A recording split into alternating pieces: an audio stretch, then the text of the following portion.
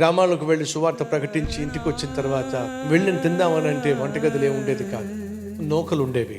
ఆ నూకలతోనే జావ చేసుకొని తిందామనుకునేసరికి అక్కడేమో ఇద్దరికో ముగ్గురికో లేక నలుగురికో ఐదుగురికో తినడానికి ఉండేది.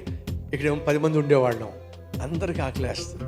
అప్పుడు నియమం ఏం పెట్టామంటే ఉన్న 10 మంది కావచ్చు 20 మంది కావచ్చు, వీళ్ళందరిలో ముందు వయసులో చిన్నవాళ్ళు ముందు తినాలి. వాళ్ళు తిన్న తర్వాత ఏదైనా మిగిలితేనే వయసులో అందరికంటే పెద్దవాళ్ళే తినాలి. అది ఆ రోజు ఉన్నటువంటి నియమం.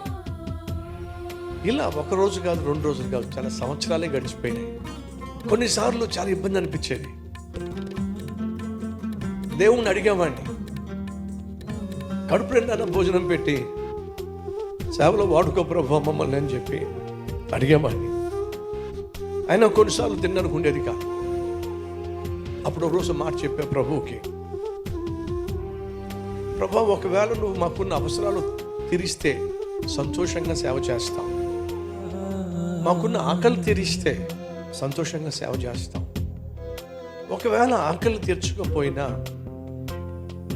మాకున్న అవసరాలు తీర్చకపోయినా చచ్చేంత వరకు నీ సేవ చేస్తూనే ఉంటాం.